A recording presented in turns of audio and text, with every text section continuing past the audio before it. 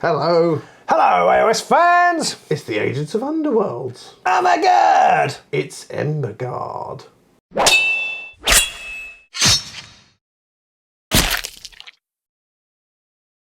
Yes, we got a new logo and now we've got a whole new addition to go with it. Yep, a whole new game has been brought out. We wondered if New Underworlds meant New Underworlds, and it really did mean New Underworlds. It absolutely does. The whole game has been rebuilt from the ground upwards. Now this is going to be probably quite a long video, and what we're going to do is put just all the keynotes right at the start to give you that sort of headline of what's changed in case you want to go off quick afterwards. But if you don't, you want to hang around for all of our expert in-depth opinions and tinfoil hat analysis, then stay tuned. And if you want to catch more of our content, be sure to click that like button and click that subscribe button and set your notifications so that you get them notifying you whenever we bring out a new video about the New Underworlds. The first and easiest thing to probably cover is that we're in a new setting.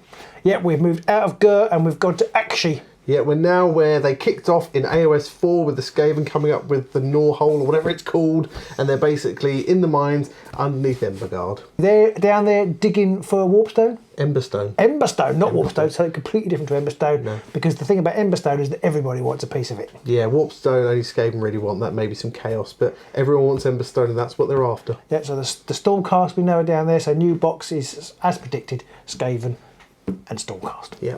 Now one of the first big changes is boards. Boards have all changed. Absolutely. I noticed there, Pete, that you said boards plural. Yes. Well, it isn't boards plural anymore, it's board. It is just board. It's got two sides to it, obviously, like all boards do, but there are no, you have a board, I have a board, let's put them together and offset them or longboard them or anything like that. There's no longboarding anymore. No, longboarding has gone. It's almost like they watched our video and decided absolutely we need to get rid of longboards. So yes, these, all the millions of these that you've got are not going to be any use whatsoever anymore. Yeah, it's just one board and that's it.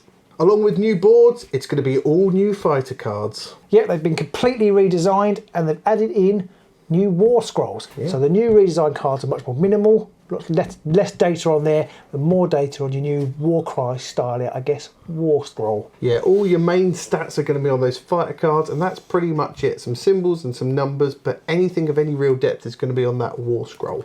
And that will describe all the special abilities that the fighters have. It has your Inspire condition on there. It's just all your information in one place, which I think is better than trying to refer to sort of 7 cards like you do have to sometimes. And from what we've seen in the videos so far, there don't appear to be any warband specific cards either. It is just all kind of universal rivals deck. You pick a warband and you pick, they've got 4 archetypes now of rivals decks. You pick one of those and play with it. Nick did say there would be deck building, so we're not quite sure how that's going to work. We'll talk about it later.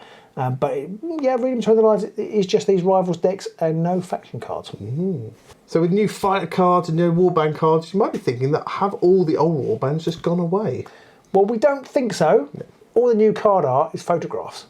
And there's lots of photographs of lots of old warbands. Some sort of really big warbands like Hexbanes and some much more esoteric like Wargware. So it looks like they are going to repopulate the denizens of the underworld with all the new old warbands. Early on in the video, Nick said that crits will no longer dominate games, which is something you must be really relieved about. Yeah, can't stand crits. Yeah, we don't quite know what that means, and again, we'll be talking about ways they might implement less oppressive crits later on in the video. And one of the last things that Nick said, that if it's legal in organised play, it will be purchasable from Warhammer.com. Or your friendly local game store, which is kind of interesting. I think that's a good move. Kind of suggests, so legal and organised play kind of suggests that they might be legending some things, but basically for organised play, you're regularly made things that they still sell, which we both think is a really good move. So that's your overview, and now we're going to sort of dig deep, get our analysis hats on. So we're going to go get tinfoil hats, go and get some popcorn. Yep, do absolutely. Make yourself a cup of tea, come and join the fun. We're going to run through the whole video and we're going to stop at various points to discuss any of the things that we see in that video that may be relevant or that we think might hint to other things coming in the game that weren't specifically announced. I'm just going to say again, you say that you like Nick's t-shirt, not relevant. Hi folks, my name's Nick. Hi Nick! And yep, you've just seen the new Warhammer Underworlds Embergard box. And the big news is... So we've already stopped 10 seconds in to talk about the box. Yeah, you really like the box, don't you? I do like it. Talk quite a lot about how much you like the box. I do like the stark, sort of like the two-tone box art they've got going on there. Fits nicely with the logo as well. I quite like the new logo and the way the boxes go. I like the chevron. And that I think it's a hex. It could be, and I like what they did with the old art. I like they had the main person in the middle and then everyone else having to punch up underneath, but this just feels like it's just new and fresh, and I just like it. I also noticed that it says core game underneath Embergard, so it might that there'll be other things coming out that aren't core to the game. But well, I guess like warbands. Yeah, maybe, but there might be other things. I've noticed at the bottom it no longer says the Ultimate Competitive Miniatures game. It says Miniatures Card Combat. Sounds like the Octonauts. Yeah, so there we go. New box already getting us excited. Well, it marks the beginning of a completely new edition of the game. First up, what's so great about Warhammer Underworlds anyway? So we've already stopped it again because there's a lot to unpack in this little panning shot here. First off, you can see that it's just a single board and that it's actually 9 hexes wide rather than 8 hexes on the standard boards currently. Well, 9 hexes wide at its widest point. Yes. Because it tapers at the back edges and the front edges, which is interesting.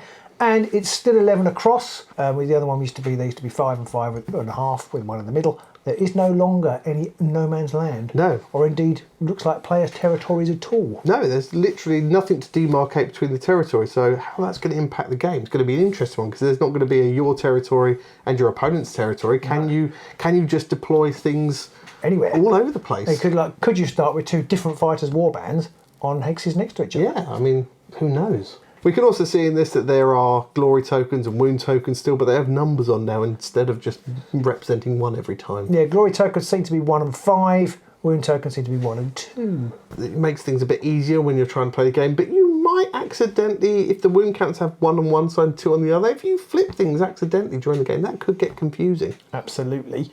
The dice we can see in this shot, there are some dice we haven't seen in any shot. Yeah, there's no magic dice. We have not seen any magic dice. Now, that doesn't mean they don't exist, but GW do like to get everything in. When we're going to do a panning shot in a minute of all the tokens, you'll see all the tokens represented in the game, but there's no magic dice. No magic dice. Does this mean there's no magic? Does it mean that they've kind of, because you could still have magic attacks and still use hammers or swords or whatever. Yeah, it could still work, but it's kind of interesting that I think maybe magic is taking a back seat. Maybe there aren't going to be magical gambits that require sort of specific spell dice. I don't know. We'll see later on in the video. It does show us a bunch of cards, and whilst you can see an upgrade and a power card and stuff in there are no magic cards in there. So maybe it's because the generic sets aren't going to have spells in, because there'll be specific ones to come out for the magic-y casty warbands later. Maybe, but then it almost feels like you need a new core set, because they're not going to just give you dice with a single warband, I wouldn't have thought. It's a perfect combination of a board game, a card game. So here's your lovely panning shot of lots and lots of tokens, and I'm quite relieved to see that they haven't really touched them very much. No.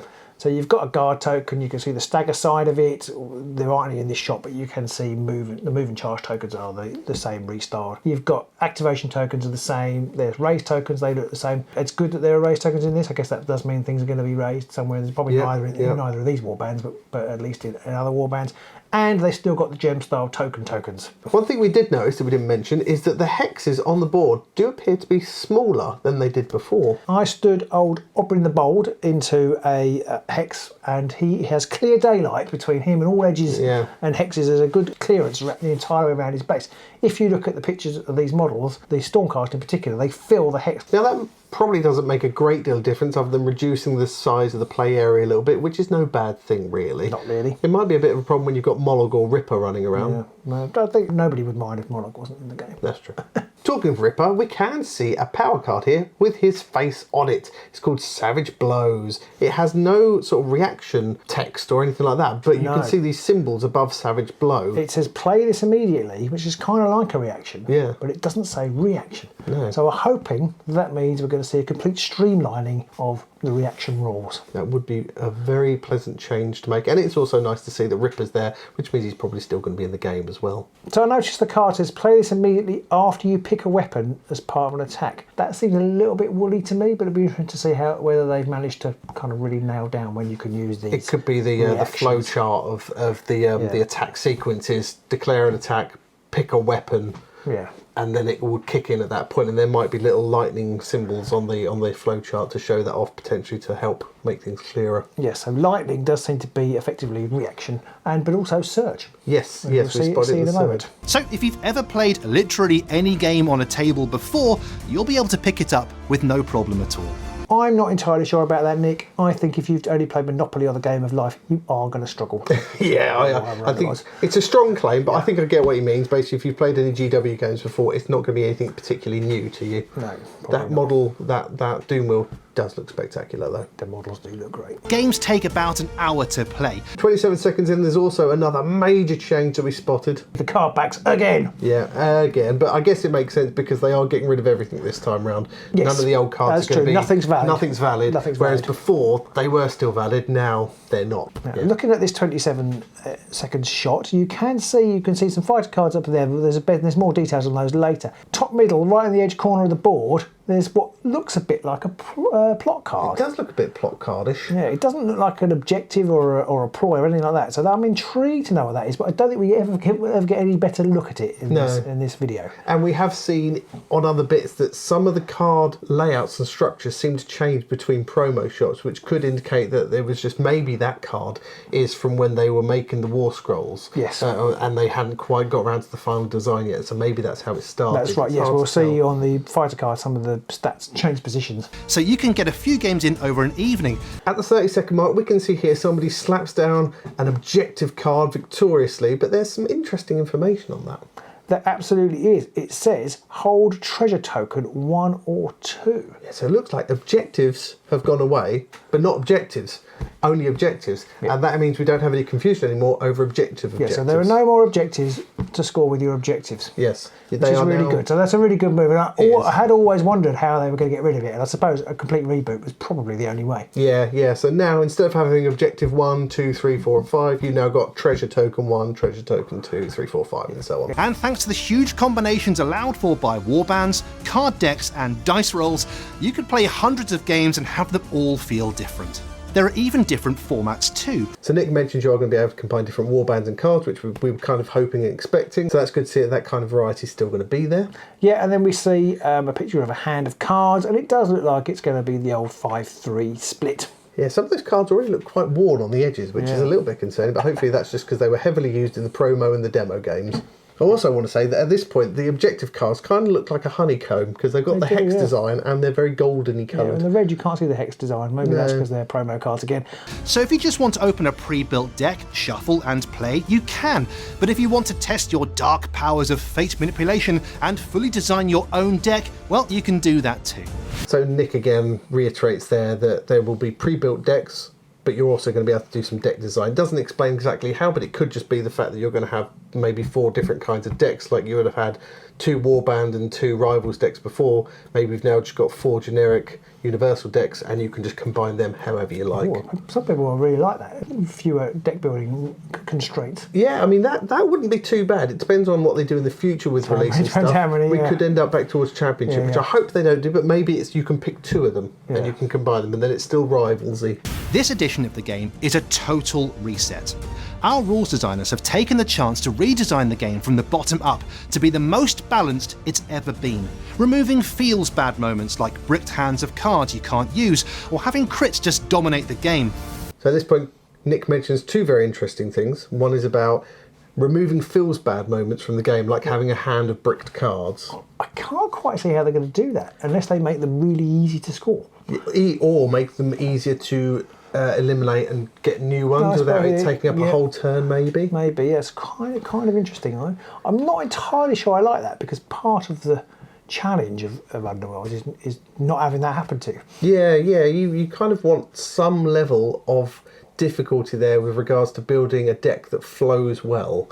And I'm all for getting rid of feels bad moments in games. 100%, yes. But when it comes to objectives especially, it kind of feels like you kind of need to have some comeuppance there if you build a bad deck. You've just got to feel that. And it already feels to me like they've done a lot of that. Like you can get rid of cards now if they're for fighters that are dead and things like that. You can get rid of those and draw new ones. So to me, it feels like they've already done that. Maybe they'll add something into the objective side. So if you've got an objective card you can't score, you could get rid of that in the power step and draw a new one as well, like they do with the power cards maybe. Because you are suffering by getting rid of objectives and not scoring them anymore. But if you couldn't score them anyway, what's the difference? And then he mentioned that crits are going to change. Yeah. Now, Peter and I have talked a little bit about how this might be. It could simply be that crits become a way of triggering an effect. Obviously in the old rules they overruled all successes, but it may be if you roll a crit you get your cleave, or you do an extra damage or something. Yeah.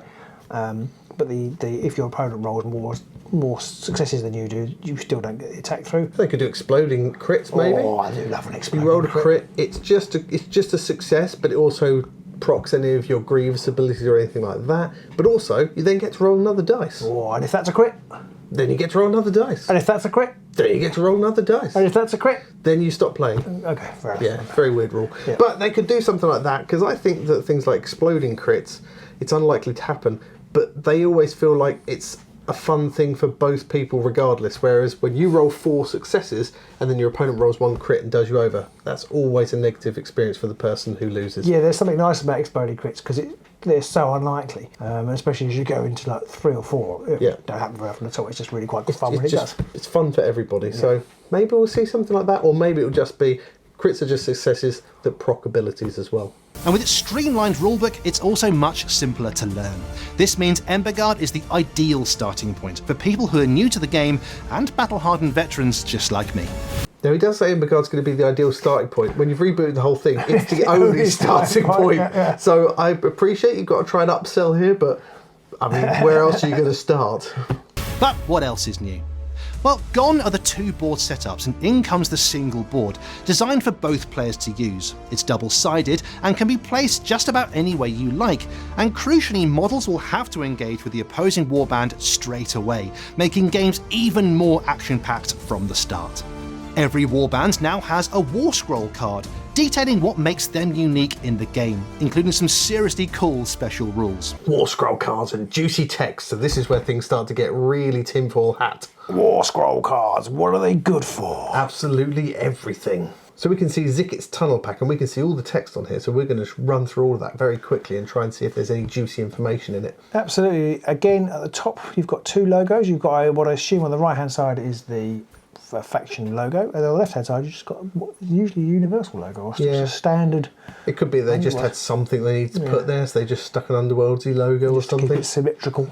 You can also see the Inspire condition, and we can see that the Zicket's Tunnel Pack have a really interesting Inspire. I mean, I say nearly all of them are always quite interesting. Yeah. But basically, after an action step, if someone on your side, if a friendly fighter was dealt damage or is slain, then you can pick someone else and inspire them. That's pretty good. Yeah, especially as you've got the Bomb Rat, which we'll come on to in a moment. But once you blow him up, then somebody else gets to inspire straight away. Ooh. And then we can see these lightning symbols. Next to more power, there's a lightning symbol, and you can use this immediately at the start of your action step if each friendly fighter has a charge token. You can pick a friendly fighter and remove their move or charge token. After that, you roll an attack dice, and on a hammer or crit, they are killed. Which is pretty extreme, but it does maybe give you the chance to be able to just remove the charge counter and charge again with them. Yeah, it's interesting. It says you can remove their move and or charge token. Yeah, I mean, because in the old rules, removing a move token wouldn't do anything. So that was driven off a lightning, because it's a use this immediately, and then they've got 2 other things that are used triggered off of lightings. I'm going to keep calling them lightnings, which is going to get very confusing when we roll the dice. Yeah, unless there's no spell dice, in which case it won't matter. Surge, or I don't know. Reaction. Reaction, yes, sorry, reaction. Yeah, so then we've got Skitter. You can use this immediately after your action step. You can pick a friendly fighter with no move or charge counters, and they make a move action. Or it just says that fighter moves rather than that makes a move action. So that's an interesting slight change of text. Yes. And this ability can be used once per game. I'm generally not a fan of once per game uses, but I have noticed it's got these little things next to it you can put tokens on. I assume that's where we're going to start seeing the gem tokens being used. I'm still not that keen. No. But, it's interesting and it's not too overpowered. And it's also not too hard to track. You've only got 3 abilities, assuming they're all the same. So the next one, again, it's a reaction. It's called Warp Charge, a little bit of flavour text. And then use this immediately after you pick a weapon as part of an attack. Now this is going to get exciting. That weapon has Cleave, which is a little shield with a cross through it. Ensnare, which is a little dodge with a line through it. And Brutal. Which we're not really sure. It looks like a circle with a cross through it. I think it's a double... No. It could be a double assist with double a cross assists or something like maybe. that. Yeah, maybe, for that attack. So Brutal is interesting. Yep. There's another new keyword, which I'm not sure I needed. After you resolve that attack, roll an attack dice. Whether you get a sword or a crit, you can inflict 2 damage on the attacker.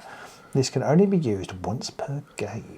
That's quite nasty, because you take 2 damage, but it does give you the Cleave and the Ensnare and whatever this Brutal means, which could be you can't use assists in your rolls or something like that. I suppose it's like an all-out attack kind of thing. It's like almost unstoppable. All you can blowing stop yourself up with crit. Warpstone, I guess. Yeah, could be. So it's like only be stoppable with crits. Talking of blowing yourself up with Warpstone, there's Kaboom. So for Kaboom, you pick a friendly minion. We've got a new little logo there for minion that hasn't got any charge tokens. That minion moves, then roll a number of attack dice equal to the battle round number for each fighter within 2 hexes of that minion. If the roll contains any hammers, inflict 1 damage on that fighter. If the roll controls any crits, then inflict 2 damage on that fighter instead. And then the minion is slain. So you're basically blowing yourself up. Now, we often talk about woolly wording in Warhammer Underworlds.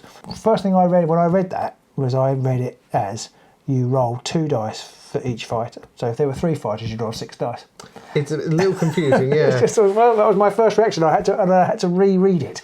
It's quite a nice one though. 2 hexes is quite a large range, yes, and the ability to possibly do 1 or maybe even 2 damage on each person. You roll them individually, obviously. Yeah, that could be quite nasty. Yeah, it's going to make you think about grouping your fighters close together. Yeah, especially if you're a weaker warband with lots of 2 or 3 wound fighters, that could be quite devastating. But it does have the problem that you don't want to use it too early. You want to save it for later rounds so that you get to roll more dice and increase your chances. Yes. If you're only rolling 1 dice, you can theoretically use that multiple times, can't you? I mean, theoretically, if you've got multiple minions, we don't know if there's multiple minions in this warband. It might just be the rat with the bomb in his back. Of course, you'd soon run out. Yeah. Whatever happened. So this is basically what this new War Scroll is going to look like. Everybody's going to get one of these. Yeah, absolutely. And that has quite deep ramifications for bringing older warbands back, which we'll talk about when we've gone through the rest of the video. Talking of Call the King cards, the Power, Objective and Fighter cards have been updated with artwork being replaced by stunning miniature shots, meaning everything looks as good and shiny as Sigmarite plate armour. Cannot believe they called one of the fighters Ardon. Why did that not come up in quality control? It's such a questionable phrase, but we can see Ardon's detailed card here, although it's got different text at the top. I'm not sure what languages those are, but I'm not sure that we're going to see that. I think they're Chinese and Japanese, but I'm not 100% sure. And we're not going to see that, I think, on the final card. Well, I wonder whether you might, because of the printing, you only have to print that once. If you're GW, you only have to print that once. Yeah, removing all of the text from these cards, it is just like the Warcry cards, and it's like, you can print this off, everybody can use it. So maybe, we can see on here the movement, they've got a movement that's 3, he's got a 1 shield defense. It is confusing that it's in a shield shape, but then he has a shield inside it. I assume the people with dodges are going to have a dodge inside a shield, which I would guess so. Might be a little confusing, but he does have 5 wounds though. He's chunky. 5 wounds. But he is worth 3 glory, and this is a new thing. Yeah, well, we assume that's what that is. Yeah, I don't think there's going to be a new list building rule where you get 10 points and you can spend 3 glory points for each one. I don't think that's going to happen. But yeah, so I assume if you kill Ardorn, you get 3 glory. Yeah. Which is pretty brutal. At the top right, we can see what is probably the warband symbol with that bow symbol, and underneath it we can see the leader symbol as well. Obviously, we probably see things like caster and beast and flying and things like that down there as well. Yeah, and then at the very bottom we've got a couple of attack profiles. It looks like a melee attack profile and a range attack profile, and they are pretty standard, what we've seen many, many times in Underworlds before. I do like this layout. Without all the text on the cards, it's much less formidable to look at. It's clean and it's simple, and as we've said, it works in any language. I liked the picture art, the drawing art. It will take me a little while to get used to the photographs. They remind me a little bit of the combat cards. There is something of that about them. Yeah. I guess they could do it this way because they'll have photo art of all the models. They haven't got to keep commissioning artists to do the cards, so it speeds the process up quite a bit. And cheapens it as well. Yes. Not all factions in Underworlds play the game in the same way. Some warbands love smashing their opponent apart, while others prefer claiming treasure tokens. You might prefer your warband to be a combination of both, or maybe a warband with some sneaky tricks. So I have to cut Nick off part way there with his sneaky tricks, as he's reiterating the fact that some people are more punch you in the face and other people are more jump on objectives, but we can see more fighter cards, which is again more interesting immediately. Absolutely, you were right about the dodges and being in shield. Yeah, there's a dodge in the shield. Yeah, but if you notice that the glory differentials are quite different there. Yeah, the bomb rat. The bomb rat 0, which is so you can blow yourself up with impunity. Yeah, and he does have an attack characteristic that we can see, so he can go and bite people before he blows himself to smithereens. But they're all pretty standard: 4 move, 1 dodge, 3 wounds, 1 glory. They've got some range on them. There's nothing spectacular about any of these fighters that I can see, but they're all interesting. Yeah, the boss starts off with a 2 hammer, 2 damage attack, which is never to be sniffed at, and he's got a bit of rage too. He's got a rage 2 attack as well. Quite nice, but he's worth 3 glory, so I'm guessing your leaders are going to be where it's at. They're encouraging taking down the leaders. Their sleeves. We've defined these as strike, take and hold, flex, and finally mastery, meaning you can easily pick a warband that suits your style of play and choose a rival's deck to accompany it that you know will work great. Lots to unpack at 2 minutes 21. Yeah, there's a lot going on here. I mean, Nick covers the 4 different fighting styles. So you've got strike, Take and hold, flex, and mastery. so they basically translate into aggro, objective play, flex, and control. and what we think might guess. be control, yeah. So Trickery and stuff, I think Nick says. So interesting. Yeah, looking at the cards, there's a lot to unpack yeah, here. there's nothing obvious that ties them to any of those archetypes. There's no logo for the archetype on them. The logo that is on them, it looks like a magnifying glass or something like It that. does kind of look a bit like a magnifying glass, and it's the same on both. So whether this is just like this is one of probably the just decks. one deck. It's interesting. There's just so much interesting on this page. There's quite a lot of old card names reused. Illusory Fighter, Determined Effort, Annihilation, Branching Fate. Exactly, yeah. So they're all repurposed names, and I'm quite interested to see Annihilation back. That does suggest that aggro is going to be quite front and centre of certain play styles, because nobody takes Annihilation. No one takes really. Annihilation. Well, there isn't an Annihilation No. Other than Warband specific ones now, but yeah, people tend to shy away from that because it seems to be an all or nothing kind of card. We can see an upgrade card for Accurate, which has the reaction symbol on it again, which says Strike True, and it says after you make an attack with a fight, you can immediately re-roll one of the attack dice, so it's pretty standard, but it also has a little symbol at the bottom, which is a 1, which suggests that maybe upgrades don't all just cost 1 glory. No, that is interesting, isn't it? That must be why that's on there. You've then got some other fairly basic ones. You've got Scream of Anger, which is pick a fighter, inflict 2 damage, and then remove one of the fighter's charge counters. That's a big card. Yeah, that's a big card. It's got an array on it, which is very appropriate. Yes. But you can, I mean, that is one of those cards you just think, I can't ever use that because if I do it, I'll miss the attack. You've then got Illusory Fighter, pick a fighter and then remove them for battlefield and place that fighter in a starting hex in friendly territory. So interesting. Suggests there's some friendly territory again. Yeah, that is interesting. I suppose the board does have a half. It kind of does, so maybe it'll just say, you can see where the fold line is, so that's the halfway point. That is interesting though, because that does mean that the territories are back in play. We spent the whole of the 20 minutes of this video thinking territories might not be in play, but they are. Yeah, so maybe there's not really any change there. It's built in. There's probably no man's land. Yeah, it could be. Yeah. So, which, to be fair, No Man's Land in latter games just tended to make some objectives much easier to score. Or just got more confusing. Yeah. So I think getting rid of No Man's Land is not something I'm particularly sad about. We've got Determined Effort, which is another reaction type card, and again it's going to play this immediately after you pick a weapon as part of an attack, so that's clearly going to be one of the stages, picking a weapon. That weapon has +1 attack dice for that attack.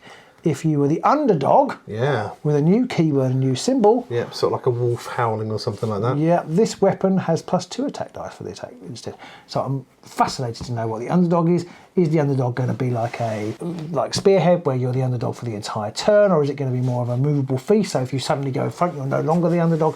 Quite interested to see how that's going to work out. Yeah, I mean, I love that because it means if you're having one of those games where things just aren't going your way and you're the underdog, you get a little bit more help from the rest of your cards. Really, really like that. I kind of like that. It's I really like it in Spearhead. I think it works really well in Spearhead. It's balanced out quite well.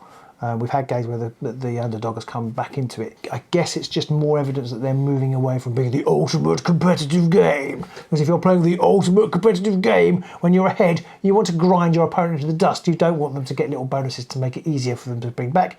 If you're playing beer and pretzels casually, then it's quite nice not to have been ground into the dust. This is true, but we don't know what being an underdog entails yet. It could be if you're like 10 glory behind, or if your opponent has double the glory you do or something. So it might not come up very often, but it is just nice to see that there's a little bit of if things are going really bad, you've got something to look forward to kind of mechanic in there. So the objective cards, again, there's some of them are pretty basic there. You've got Fields of Blood, which is 4 people are damaged or dead, which is pretty basic. You've got a Surge card there, although it doesn't have Surge on it anymore. It's got those lightning-y symbols for Perfect Strike, which is you make an attack and all your dice are successes. Yeah, I like the flavour text on that. Acceptable. And then you've got Branching Fate, which is the old Branching Fate, which is you make an attack or you roll a set of dice and you get 3 different symbols on those dice. Yeah, interestingly though, there is a bit, it's kind of obscure, but I think that's going to say if you are the underdog, the attack roll can contain 2 or more. Some things. But we don't know what, but it could just be 2 or more different symbols. Yes, so underdogs might make your objectives easier to score. And then we've got Annihilation, which is it's your standard kill everybody and you get 5 glory. The action moves to Embergard, the city in the realm of Akshi, where the Skaven have brought up the Great Gnaw and are currently swarming the lands. But in the vast mines below Embergard, huge quantities of Emberstone, the realm stone of Akshi, have been found, and warbands flock there to try and claim it. The Emberwatch are Stormcast Eternals, sent to the mines under Embergard to protect the Emberstone at all costs, while Zikit's Tunnel Pack are nefarious Skaven, desperate to get their clawed hands on as much Emberstone as they possibly can. Of course, more warbands will be on the way, so those mines are going to get pretty crowded. Oh, and one last thing. Speaking of warbands, if it's legal in organised play, you're going to be able to get it from warhammer.com or your friendly local game store. It's as simple as that. So there we go. It's time for a new edition of a genuinely incredible game, and Warhammer Underworlds Embergard is coming to a tabletop near you soon.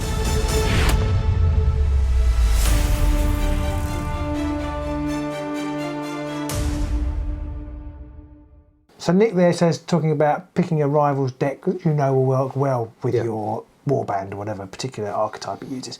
But he did say, I think it must have been in the stream afterwards, he did say you didn't have to, you could take cards from a couple of different architects and mix them in. Yeah, he did mention at the beginning of this video as well about the fact that you can, be your own master of fates and control that yourself and build it all yourself. So it does sound like you don't have to just pick, because I thought maybe like, well, these architects are fighting architects, and these warbands can only use fighting archetype. Yeah. But that doesn't seem to be the case. So you can use all the different archetypes. As you see, there's no mention of faction-specific cards there at all. No, we haven't seen a picture of them. We haven't seen. So I think they've probably gone by the wayside, and deck building is going to be using those combining different rivals decks. But it's going to be interesting, like you say, is there going to be a card chase on where you have to buy certain rivals decks for certain cards if you're going to play for tournament play? We just don't know. I hope it doesn't go that way, because I've loved how Nemesis worked, which you could basically just buy the rivals deck that you want. To be fair though, I think that the way things go now, most people buy nearly all of the rivals decks when they come out. Yes. So it might not make that much of a difference. No. Hopefully it will mean though that people still don't have to buy those warbands they never wanted, because you're going to have a rivals deck, and most people will end up buying the rivals decks when they come out. That is true. So I assume not be different. We don't know, but I assume this is going to mean that warbands will now just be packed with their warband fighter cards and their war scroll. So you haven't got any card, and I hope so, because the decoupling of card chasing to miniatures was a really good move for Underworlds. And then Nick rounds off with that. If it's going to be legal in tournament play or organised play, you're going to be able to buy it. So that kind of tells me that they're going to say, look, you're not going to have this feel bad feeling of if you come into the game late and you go, oh, I really like Garrick, or I really quite fancy playing Hexbanes. You're like, yeah, you can't buy them anymore because they're just not anywhere. It now feels at least like they're all going to be available, because maybe they've removed so many of the cards. It's going to be easier for them to stock them. Maybe they'll make the cards printable via PDF for the war scroll and stuff, because they'll be like, there you go, they're online, you just need to buy the models, and that's much easier for them to control. Yeah, I assume by that he means the things that will be available for organised play, the shops, they get their order forms, don't they, and they can order stuff, and I assume while they can order it, it will be legal for tournament play. And once it isn't legal for tournament play, they'll stop being able to order it. So I guess one of the main things we come out of that with is how soon? How soon is soon? Is this going to be like a week's time? How soon? How soon is it? We all want it right now, but there is, of course, Worlds is coming up soon. Worlds. And there's an even more important tournament that we're running just before that. So Into the Unknown. Are we going to be running it with this new Embergard? Is it going to be out in a week or two's time? We just don't know. I didn't consider this as an option for when we talked about previously how they could do it, but I think this War Scroll approach is actually an incredibly clever way around it, because anybody can print a war scroll at home and the fighter cards, and it makes no difference. It gets much trickier if you re-release all the cards, all the warband cards, because then it's like, how do you put those? You've got to get sleeves, you've got to do stuff to try and make sure that you can't tell what's what. But if it's just a war scroll, it doesn't matter whatsoever in that situation. So it's actually a really clever way of them getting around a real problem with the cards, and just makes the whole thing still very approachable, very obtainable for everyone. So we're just going to quickly run through a few other thoughts that have come up during the creation of this video, and our opinions on some of those things and how we think it might affect the gameplay going forwards. I quite like the fact that there's going to be fewer faction cards, because we did that video quite a long time about whether there was going to be an FAQ problem for Underworlds eventually, because they have so many cards, and then when the only way to balance it anymore was to tinker with abilities and cards and things, and that's reduced the number of interactions. So that immediately reduces the number of FAQs you need, which is really good. And you can, if you're making the War Scroll PDFable, which is a bit of an assumption on our part, it's very easy to just change the text, and people will be used to printing it out. So you haven't got that problem where you've got with people who've got post-its written on them, or people don't know. You still might have a problem with people not knowing about them, but at least you can print it easily. And if they've changed, I don't know, the Inspire condition to be fewer glory or whatever they might do, suddenly it's just much easier to apply that. I do worry that without the faction cards, factions will become very bland. There is a chance that some of them could lose some of their character and become a little bit more boring, but hopefully they'll capture the essence of the warbands within those war scrolls. I hope so. The only problem I have is that for some warbands, things like Drom, for example, they have their tokens and the token system on how they work. That's going to disappear for the most part, I think. And again, like with the vampires, they've got the hunger mechanic. I think that's going to disappear for the most part. They'll have something on their war scroll around, doing something to become bloodthirsted maybe, or doing something else. But I feel like a lot of it's going to vanish. They can still work, because they can have the number of tokens on your fighter cards, and it will say on the card what you can do. I think where it will lose character is things like, this is a particularly characterful example I'm going to use, but Hexbanes, like the ploys where you stake somebody through the heart, or you shoot them with the concealed gun. That kind of thing. Or you use the cold iron nails to stop things being brought back, stuff like that. That kind of thing.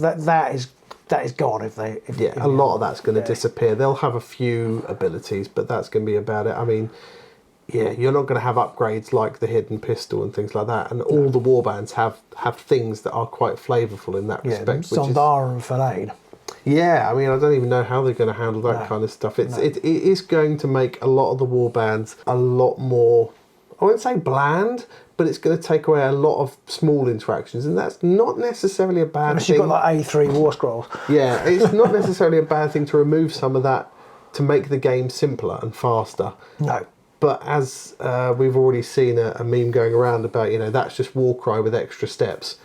It does feel a little bit like that. Well, it is a bit more like Bladeborn, which you've always wanted. It is a lot more like Bladeborn, that is true, and with the fixed board as well. I mean, the what they're called now, the treasure tokens, you can place those, obviously. I didn't see any other tokens or any lethals or anything like that. No, there were lethal hexes on the board, weren't they? Yeah, but that was it. So it does feel like it's being made a little blander, but maybe that's going to be better for the sake of that overall game's sort of run time and interaction confusion. Yeah, I think so. I mean, looking at it from GW's point of view, they've kind of obviously dropped the completely competitive game thing. I think maybe they've realised with games like Spearhead and even the evolution of Underworlds that actually, although there is a very fanatical, ardent, competitive base who love it, I think they've realised that the sweet spot for the game is actually people who take their games fairly seriously, but want to get it over fairly quickly and don't want to be obsessed about it all the time and just want to play a good game. Yeah. And Spearhead feels to me like that, and this version of Underworlds feels like it's going to that. They want to bring as many people in to play it as they can. Yeah. And I think this is a good move in that respect. I don't quite know what it's going to do to the game. But without knowing all of the aspects of the game, it's hard to tell what things are going to be a big impact and what things aren't. Yeah. I mean, I would think it's always a trade-off. I would probably like to keep playing a slightly worse game with more people than like a brilliant version of the game that nobody really follows. And things like brilliant or worse or better are all very subjective. Very subjective, very subjective. So I think, personally, looking at everything so far in there, I don't think the game's any worse for these changes. I think it's going to be different. It's going to be very different without all of these very flavourful sort of warband-specific cards. But overall, we might not miss that because the War Scroll might just give you more direct things that you can then take advantage of. And people are fickle, aren't they? Because I'm sitting there thinking, what I really miss is the fact that we won't have our own boards anymore, and you can't do like the shenanigans with the board. I hated that when I played it. It's like literally, I just want this board because this board is easy. I don't want to have to think about that. I think most people use that board all the time. They were like, oh, that's my board. I just use that board all the time. So I completely understand why they've got rid of it. It's also going to make theming it look a lot better because the board's going to have the same theme across the whole thing. There's not going to be like, oh, I've got this ice board on a mud board. Yeah, exactly. It's not going to have that weird sort of like offset thing going on. There's possibly people might moan about, oh, I've lost longboard. It's lost all its tactical news now. I'm not even going to touch the game. Like, yeah, but how much do people actually use that most of the time? Probably not that much. No. And so therefore it's something that's lost, but it's not a great loss over the fact that you can now just go, here's the board, let's start playing. I can't wait to see how the control play's going to work because I kind of feel like they've started to do a bit more control in the Nemesis format, and I'm interested to see how that's going to work out. I'm going to be interested to see how it's going to evolve for the Rivals decks and what the deck building rules are going to be. I don't want to have to get to the point where I'm back to choosing between 200 or 300 cards to play. And I don't think they're going to get there. I think it's going to be like, here are 4 Rivals decks you get in the box, and if you want to build your own and play Nemesis style, and assuming they're keeping the Nemesis sort of moniker, which they did use Rivals in there, so hopefully it's going to use that. It's going to just be a case of you take 2 Rivals decks, you slap them together, which is still going to give you quite a lot of different selection options. But you don't have to worry about the whole, oh, this warband's inherently just better at this because they've got a warband specific bunch of cards which just work better with it. So you end up with your Lady Harrows and your Rime-locked relics or whatever it is. That just is just better than everything else out there. So hopefully it'll do away with a lot of that. So that's pretty much every thought we've got poured out into this video. And if you've made it to the end of this video, then thank you very much for hanging around. Yet you deserve a little gold star. I'm really excited about this. I'm trying not to be knee-jerk because my initial reaction to some of the changes was, oh, I don't know if I like that. But we've spent months going, we've not heard anything from Games Workshop. Now we've heard loads. We can't complain. It's new and exciting. Yeah, I'd sort of heard rumours and things that some of this stuff was coming and might come, and I almost didn't believe it. Yeah. I would have thought it much more likely than they just said, oh, here's the latest iteration of Death Gorge, and there's a couple more warbands, and a couple of Rivals decks. We're going to get rid of some Rivals decks, and you're going to have the same thing. So I think there are going to be some people who are like, well, do I want to carry on playing? And there are some people who are already saying, you know what, I'm just going to stick with the old version of the game, which is great all the time you can find people to play, but that is going to become a much smaller... So people are going to move on really quick. They're either going to stop playing or they're going to play the new version. And I think, assuming GW do a decent sized PDF rollout for old warbands, the game isn't going to be any worse. No. So, I think, why not play it? Exactly, I think it's just going to make it a little bit simpler. It's kind of a little bit like Warcry with extra steps, but in some ways it also is better than Warcry because it's on hexes. Your warband's already built for you. There's none of that, and you've got dice with crits on. I will say, you said about the warbands already built. I'm not that keen on the models for Stormcast. No, I'm not as much. I actually prefer the ones from the Skaven box. Some of the AOS, some of the cool. I'll paint them up in the same thing as Must Be Ahead so that they fit. But what is nice about them though, and we didn't talk about the models at all, because I think that's probably for other people in other videos, really, because we were just worried about or more focused on the rules. I do like the fact that they're 3 different Stormcast fighters, and it's not just 3 dudes with hammers or 3 dudes with crossbows or whatever. They've all got a little bit different going on. Well, they've changed that over the years. They have got better with that. I suppose you always get Stormcast in these boxes, and you always kind of wish you had something else. We haven't had Stormcast for a long time though. We haven't had them there. Well, when I say always, we've got back there. You often get them. You frequently get them, but. I mean, maybe it's a chance for a little bit of a conversion work. Maybe make them look a bit snappier, but... Which I won't. No, we won't. We'll just paint them up. So do you think we're going to get new weird and wacky, Covenant Razors or the Brethren of the Bolt? Do you think we're going to get, they're going to continue in that vein, or is it going to get a bit more trad? No, I'm hoping they stick with the weird and wacky and wonderful, because I think that Underworlds has always had the best models because they have such a breadth of models within each warband. Yeah, I think they can still have good models and not be wacky. So like Scritch, I know you've got Skaven again, but Scritch, great models. Yeah. Iron Scar's Boys maybe not so much, but the models are great. I just wonder whether this being a reboot, and obviously they're going to want to pull in people who've got into Spearhead and AOS, whether they might go a little bit more traditional, along kind of like the first 2 seasons of Warhammer, of Underworlds. They were kind of more traditional AOS, like with the Fire Slayers and. I mean, maybe, Overlords. but I think AOS in general has become so much more varied and different now. It doesn't look like it did back in the day. That is very true. And looking at the Skaven warband that we get in this box, like one of them's riding on a mini Doom wheel. It's just crazy. That is true. Do you think we'll see some dwarves? We're underground. Maybe we'll see some dwarves. We're in a mine. If you're not going to get dwarves in the mine, where the hell are you going to get dwarves? I think if there's no dwarves in the mine, it's probably they're never coming back. No, probably not. And on that bombshell.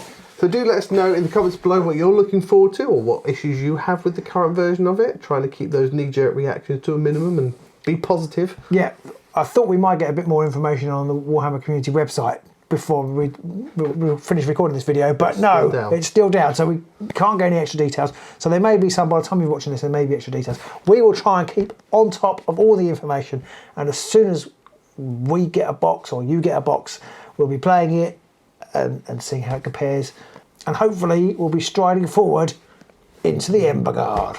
Do let us know in the comments below what you'd like to see coverage-wise from us. Do you want to see us play some games, play them live to show you how the new rules work, do more in-depth dives into the card decks themselves and try and give you a bit more information on that? What do you want from us? Absolutely, let us know, and we might make it so. And if you made it this far, please do click that like button. And please do click that subscribe button. And make sure you've got your notifications set so that you'll get told about all the new videos we do on the new Underworlds. Absolutely, and if you have watched this far, you probably think we're worth watching, so you could maybe consider supporting us on Patreon. We have our Discord over there. We were actually talking about this quite a lot before we came and recorded this video. It's a really great way to chat with people who love Underworlds and love gaming generally. It's one of the best things we do, and it's just really fun. So if you do support, all the money comes back into the channel, and obviously we're going to be doing lots of great stuff for Underworld. So do consider supporting us on Patreon, where you can get in the inside track on what's going on with the Agents of Sigmar. So we see you soon, maybe in Embergard. Bye!